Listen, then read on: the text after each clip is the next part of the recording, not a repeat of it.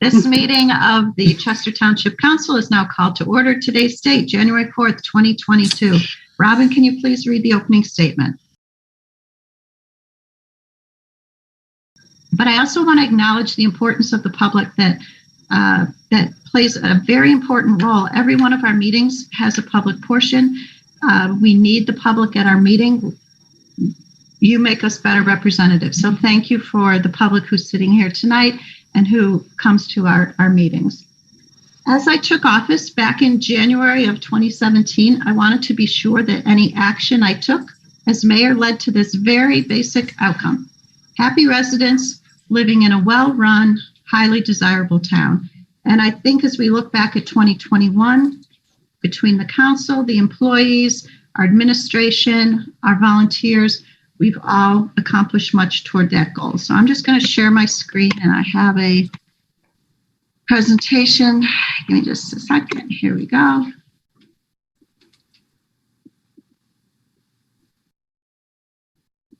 Okay, can everyone see that? Yes. So you can see that some of those familiar photos from our resident Kevin McGee of Chester Township. I love them all, and he makes our town look beautiful and gives us all another eye towards what is around us. And so we have on finance, as you might recall, we had a 0.5% increase in the municipal portion of our taxes in 2021. We also returned our Superfund site to the tax rolls via a solar project. And you'll see on some of these bullet points that there's a little asterisk at the end of it. And I wish John Szymanski was on the call, because that means John helped us. We couldn't have done that without our attorney. So all the asterisks belong to John Szymanski. We also were fortunate to receive some state money for park improvements. We have some federal dollars that we're going to use to offset tax increases. And we also have a tax collection rate at 99.4%. It's the highest to date. And I was talking to our CFO today, trying to understand, did he have any insights into why that rate is so high? He thought it was due to personal phone calls that they make to remind people to pay their taxes. It was also there. He thought there was a decrease in the amount of tax appeals at the county level. And he also commented that people pay their taxes in Chester Township. So we're happy for that. In terms of infrastructure, our administrative building and our police building got new roofs and siding this year. That's actually not a new picture of the siding, but it does look good from a distance, but up close it wasn't so good. It looks better now. We finally completed the window project at the Highlands building over there in the old Bell Labs building. Much to everyone's relief, the light is working at Route 206 and Furnace Road. And that picture at the bottom of our historic site, Glen Laura, we've made a decision that we've passed along to the planning board that's giving them direction on how to make that best for affordable housing. So that will be happening in 2022. Our Department of Public Works had another outstanding year of aggressive road resurfacing. They resurfaced 19 road miles with mill and pave, overlay, micropave, seal coated. They touched 19 miles of road, which is actually way more than many, many other towns in our area. And I've also included the rating of our roads that we started back in 2017. And you can see that when we first started rating our roads, we had 6 roads that were poor. And 5 years later, we're up to, or 4 years later, we're at 3 roads. And you can see the progress we've made in how our roads have improved as the council has voted to spend money on them. And our DPW has turned a small window of time that they have to redo our roads into gold. They spun gold. You know, whenever I go down to Florida, we have some kids who live in Florida. That's one of the things I always think of is, my gosh, they have all year to work on roads down here. And we have a small window, as Craig reminds us. A big part of Chester Township is our parks system, and we did a lot of great work with the asset this year. We have a patio behind the Highlands Barn. We converted a baseball field to a youth softball field. Our pickleball courts are amazing and in high demand. I think people were playing on it this morning. Was it this morning? It was in the 20s this morning. They are so dedicated. And if you see, sometimes I'm there on the Chubb Park Trail early in the morning before it gets light, and you'll see the cars pulling in the dark, getting ready to catch the first sunlight. At the pickleball courts, they're really dedicated.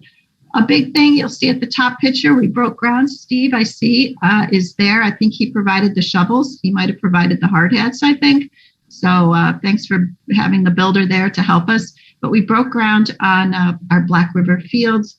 They are 95% complete, and we're really happy about that. Of course, we were able to use some of the Morris County Open Space Funds to help offset the purchase price of those fields.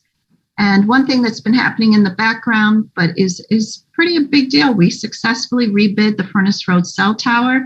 We're getting a higher monthly base rent, and we're getting a higher percentage of the sublease revenue, all of which goes to support the parks budget. And again, we have a couple asterisks on this slide too. Thank you, John. Just in terms of administration, we had quite a few things going on there. We returned to in-person elections, successful, so happy about that. We hosted a 9/11 remembrance ceremony. We gave away trees, and we issued 749 construction permits through November of 2021, which is huge. Our police, we purchased 4 hybrid electric police vehicles. You'll see them down there. The police were able to continue the LEAD program at the schools. We've worked on safety on Furnace Road, right along the whole length of Furnace Road, where it's tight near the old portion of it, all the way out through Hillside Road. Our police officers also successfully transitioned to body-worn cameras. And our police reports, I added up all the incidents and watches and accounts they gave over 2021, and it was 32,000 amongst all our officers. We hired a new recreation director in 2021, Ted Ernst, who's just been outstanding. I listed just a couple of the events here, but one of the biggest successes I think we had in 2021 is we went to in-person summer camp. We were disappointed we couldn't hold that in 2020, but Ted figured it out. All the staff rallied, the parents supported the program, and we were back at summer camp this summer. And last is our community garden, which I love. It's beautiful out there. And they got a new roof. They replaced some siding. They cleaned in the water tanks, and they offered some new raised bed materials. They were fully subscribed this year. And as I was looking through the photos that the community garden director, Peter Maddie, sent me, it was interesting to see the same faces appear. Mike Knoll, thank you. Dave Ayers, thank you. Peter Maddie, thank you. And then also, I don't know if you can see it, maybe if you move your screen around, our employee, Jimmy, he was there on so many of the photos from the community garden being of assistance. So it's a real gem. If you haven't taken a drive down there, I would encourage you to do so. Of course, there are some challenges ahead. The first bullet is always the COVID-related costs and supply chain issues and obtaining all our supplies. That continues to be an unknown going forward. We have some increases in pension, retiree health care, regular health care, insurance. Those are all going to be part of our budget moving forward. This bullet point, costs of technology investments in town hall to facilitate remote meetings and communication, is still up again this year. I don't know. We were so optimistic last year that maybe the whole COVID was a thing of the past and we could march forward in person, but I think we still need to think about that. And again, the cost of all our supplies are up.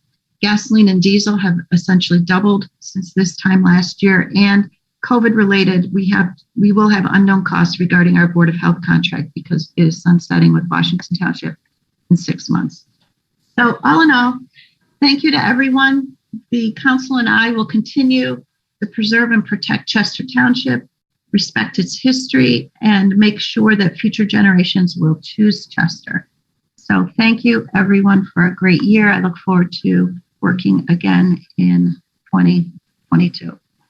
I will stop sharing. We're back to our meeting and our agenda.